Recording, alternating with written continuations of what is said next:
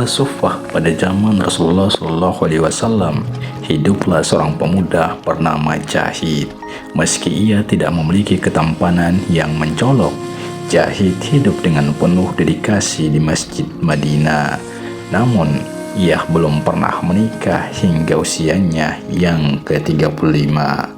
Pada suatu hari yang cerah, ketika Jahid sedang sibuk mengasah pedangnya, Rasulullah SAW datang dengan tiba-tiba.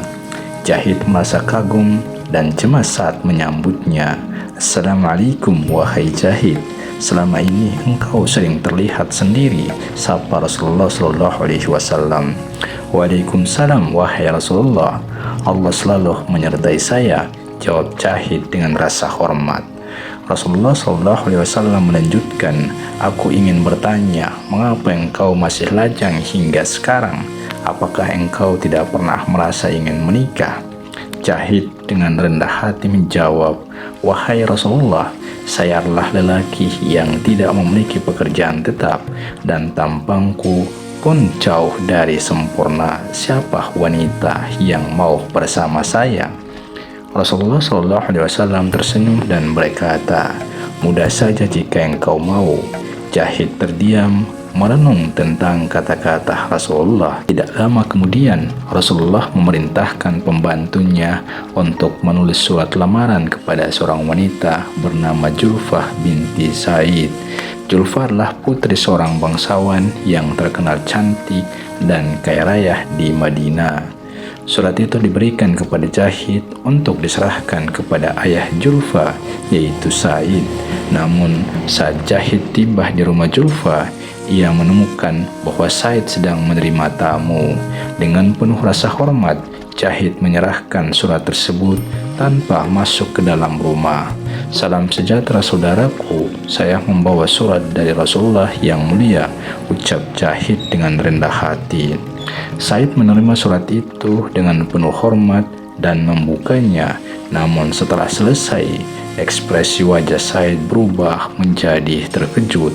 Dalam tradisi Arab saat itu, perkawinan umumnya mengikuti aturan bahwa bangsawan harus menikah dengan bangsawan dan orang kaya harus menikah dengan yang kaya juga.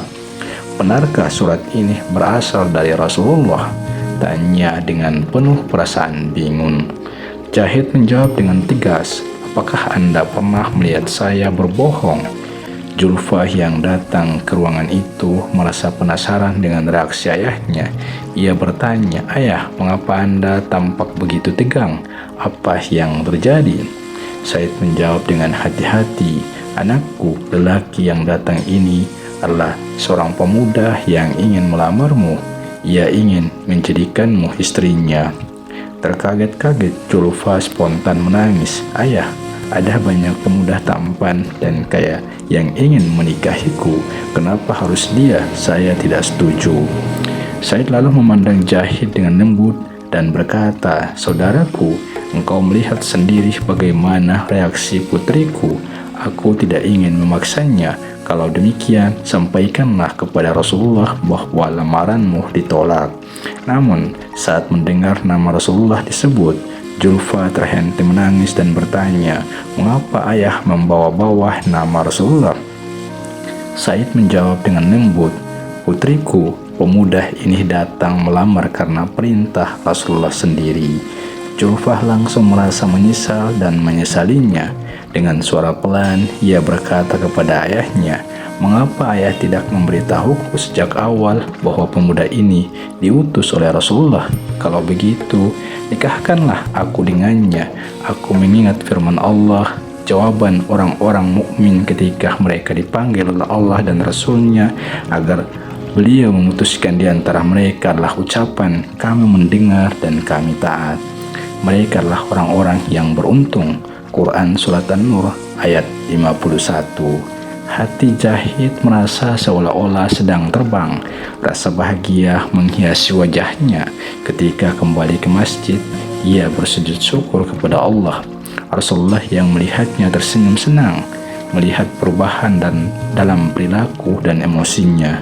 "Bagaimana perasaan Mujahid?" tanya Rasulullah. "Dengan izin Allah, saya senang, wahai Rasulullah, lamaranku diterima," jawab Jahid dengan gembira. Rasulullah bertanya lagi, "Sudahkah kau mempersiapkan segalanya?" Jahid dengan tunduk berkata, "Wahai Rasulullah, aku tidak memiliki apa-apa." Dengan penuh kebaikan, Rasulullah menyarankan Jahid untuk meminta bantuan dari sahabat-sahabat terkemuka seperti Abu Bakar, Utsman, dan Abdurrahman bin Auf. Dengan bantuan mereka, Jahid akhirnya memiliki dana yang cukup untuk mempersiapkan pernikahannya.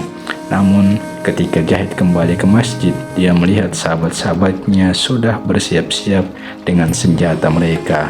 Mereka memberitahu Jahid bahwa mereka akan pergi berperang melawan musuh Islam yang ingin menghancurkan Islam. Jahid merenung sejenak. Dalam keadaan seperti ini, aku lebih baik menjual perlengkapan pernikahanku dan membeli kuda terbaik, guman Jahid. Namun, sahabat-sahabatnya menasihati, "Ingatlah, malam ini adalah malam bulan madumu dengan Julfa. Apakah kamu juga akan berangkat?" Dengan mantap Jahid menjawab, "Saya tidak bisa hanya diam di sini." Ia mengutip ayat suci, "Jika ayah, ibu, saudara-saudara, istri-istri, anak-anak, harta benda yang kamu usahakan, perniagaan yang kamu takut rugi, dan rumah tempat tinggal yang kamu sukai, lebih kamu cintai daripada Allah dan Rasul-Nya, serta berjihad di jalannya, maka tunggulah sampai Allah mendatangkan keputusannya. Allah tidak memberi petunjuk kepada orang-orang yang fasik." Quran Surat At-Taubah ayat 24. Akhirnya Jahid memutuskan untuk pergi berperang demi membela agama dan umat Islam. Dia menjual perlengkapan pernikahannya untuk mendapat dana yang cukup untuk membeli kuda terbaik. Namun pada akhirnya perjalanan ini membawanya ke medan perang, di mana Jahid memberikan segala yang ia miliki untuk agama Allah. Dia berjuang dengan gagah berani dan akhirnya gugur di medan pertempuran. Rasulullah kemudian berkata, "Hari ini Jahid tengah berbulan madu dengan bidadari yang lebih cantik dari Julfa." Para sahabatnya yang mendengar kabar kematian Jahid meneteskan air mata.